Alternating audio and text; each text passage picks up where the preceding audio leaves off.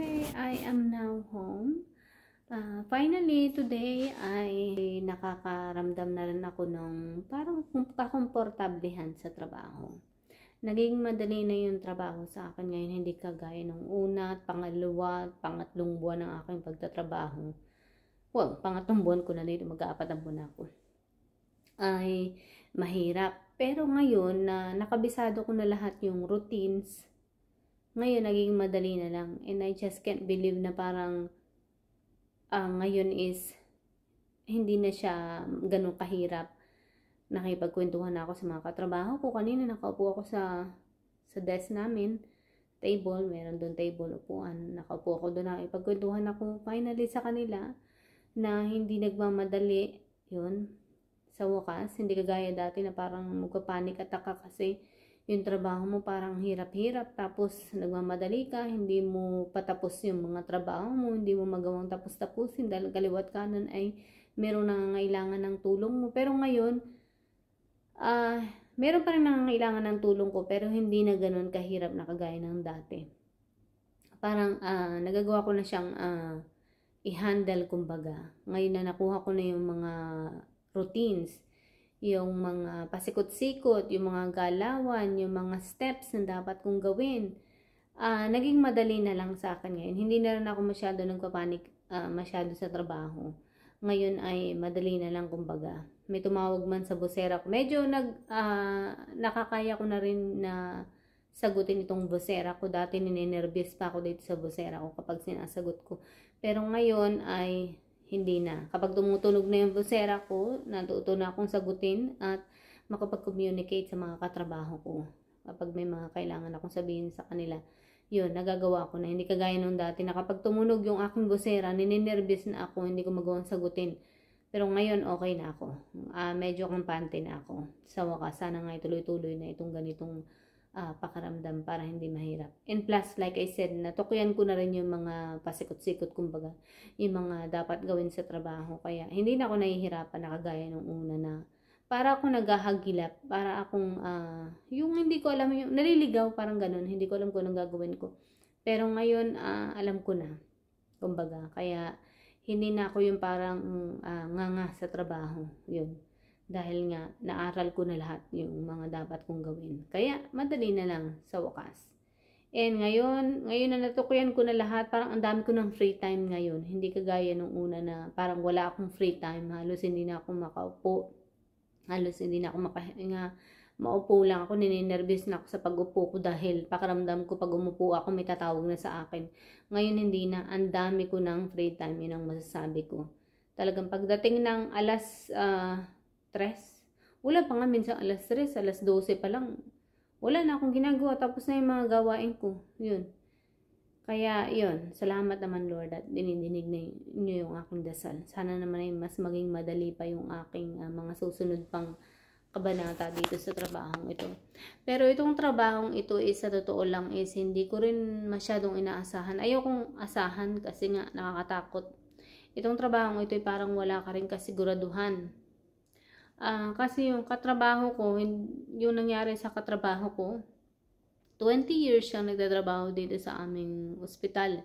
Dito nga sa ospital. Pero ano nangyari? Tinanggal na lang siya. Hindi ko alam.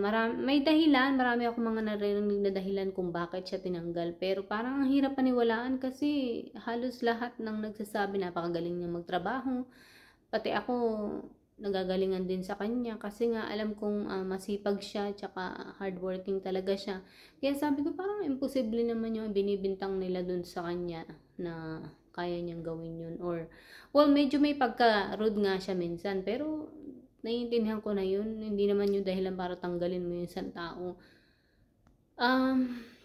Yun yung isa sa mga dahilan kumbaga. Medyo sa akin hindi naman siguro rude, parang frustrated lang siya kasi nga minsan pagod ka sa trabaho tapos sobrang hectic ng trabaho namin tapos kaliwat kanan ay may intindihin ka tapos isa ka pang magpapaintindi sa kanya. So parang napupuno siya ng mga parang burden sa loob niya, parang ganun. Kaya naiintindihan ko siya, kaya lang is natanggal pa rin siya after 20 years sa pagtatrabaho niya. Akalain mo yun? So kaya ayun, hindi ko sukat akalain na ganun kadali dito na matanggal ka sa trabaho. Alam mo yung 20 years kang nagtrabaho, it took just like konting ano lang, pagkakamali, natanggal ka na agad. Yun. Hindi ko mapaniwalaan yun. Kaya sabi ko, wow, kawawa naman. Ano kaya nararamdaman niya ngayon na wala na siyang trabaho 20 years? Paano kaya yung mga benefits niya? Makuha niya pa rin kaya yun? Dapat lang. Pero narinig ko sabi, hindi daw makukuha yun. Bakit di makukuha? Pinagtrabahuan niya at binayaran niya yung benefits na yun. Bakit di niya makukuha? Pero, yun nga, sa isip ko, paano niya kaya na-take yun? Yun, siguro naman, madali naman talaga yung makakahanap ng trabaho. Kaya lang, syempre, ang sakit para nun kasi 20 years ka nagtrabaho sa hospital, tapos bigla ka na lang gaganunin. Yun.